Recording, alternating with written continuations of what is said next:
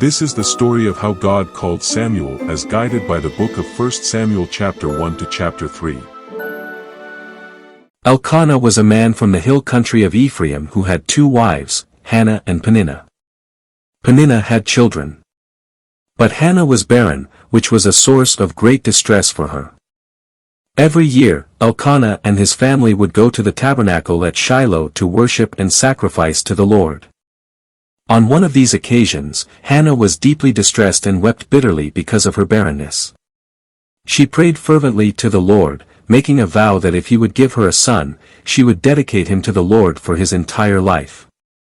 Eli, the priest at the tabernacle, observed Hannah praying silently and assumed she was drunk. But when Hannah explained her situation, Eli blessed her and assured her that her request would be granted. In due time, Hannah conceived and gave birth to a son, whom she named Samuel, meaning, heard by God. True to her vow, after Samuel was weaned, Hannah brought him to the tabernacle at Shiloh and presented him to Eli, dedicating him to the Lord's service for his entire life. The story of Elkanah and Hannah before the birth of Samuel highlights the themes of faith, prayer, and dedication to God. It shows Hannah's deep longing for a child, her fervent prayer, and her faithfulness in keeping her vow to the Lord. It also foreshadows the significant role that Samuel would play as a prophet and judge in Israel. The boy Samuel ministered before the Lord under Eli. In those days the word of the Lord was rare, there were not many visions. One night Eli, whose eyes were becoming so weak that he could barely see, was lying down in his usual place. The lamp of God had not yet gone out, and Samuel was lying down in the house of the Lord, where the ark of God was. Then the Lord called, Samuel. Samuel answered, Here I am. And he ran to Eli and said, Here I am. You called me. But Eli said, I did not call. Go back and lie down. So he went and lay down. Again the Lord called, Samuel. And Samuel got up and went to Eli and said, Here I am. You called me. My son.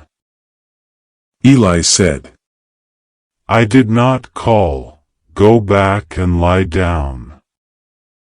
Now Samuel did not yet know the Lord, the word of the Lord had not yet been revealed to him. A third time the Lord called, Samuel. And Samuel got up and went to Eli and said, Here I am. You called me. Then Eli realized that the Lord was calling the boy.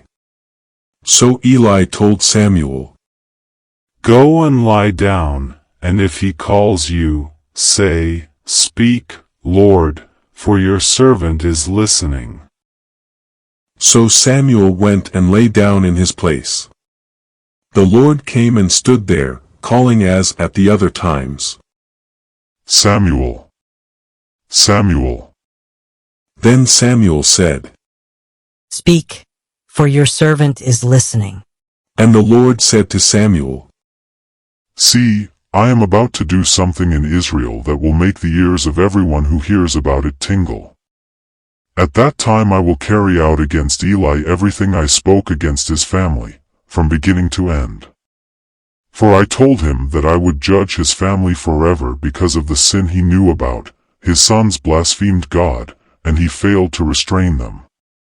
Therefore I swore to the house of Eli, the guilt of Eli's house will never be atoned for by sacrifice or offering. Samuel lay down until morning and then opened the doors of the house of the Lord. He was afraid to tell Eli the vision, but Eli called him and said, Samuel, my son. Samuel answered, Here I am. What was it he said to you? Eli asked, Do not hide it from me. May God deal with you, be it ever so severely, if you hide from me anything he told you. So Samuel told him everything, hiding nothing from him. Then Eli said, He is the Lord, Let him do what is good in his eyes. The Lord was with Samuel as he grew up, and he let none of Samuel's words fall to the ground. And all Israel from Dan to Beersheba recognized that Samuel was attested as a prophet of the Lord. The Lord continued to appear at Shiloh, and there he revealed himself to Samuel through his word. The story of the calling of Samuel teaches us several valuable lessons. Samuel's story emphasizes the importance of listening attentively to God's voice. Despite initially mistaking God's call for Eli's, Samuel eventually learns to discern and respond to the voice of God.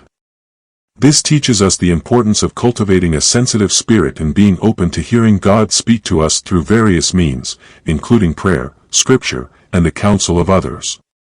Samuel's response of obedience and surrender to God's call serves as a powerful example for us. When Samuel hears God calling him, he responds with humility and openness, saying, "Speak, for your servant is listening." 1 Samuel 3 verse 10. This teaches us the importance of submitting our will to God's and being willing to follow his leading, even when it may be challenging or unfamiliar. The story of Samuel reminds us of God's faithfulness in fulfilling his promises and purposes. Despite the spiritual darkness and moral decline of the time, God raises up Samuel as a prophet and leader to guide his people. This teaches us that God is always at work behind the scenes, orchestrating events according to his sovereign will, and that he can use unlikely individuals to accomplish his purposes. There is power in prayer. The role of prayer in Samuel's story underscores its significance in our relationship with God. Hannah's fervent prayers for a child are answered when she conceives and gives birth to Samuel. This teaches us the power of persistent prayer and the importance of bringing our desires and concerns before God, trusting in his faithfulness to answer according to his will. Finally, the calling of Samuel reminds us that God has a unique purpose and plan for each of our lives. Just as God had a specific task for Samuel to fulfill as a prophet and judge in Israel, he also has specific roles and assignments for each of us. This teaches us to seek God's guidance and direction in discerning his will for our lives and to be willing to step out in faith to fulfill the purposes he has ordained for us.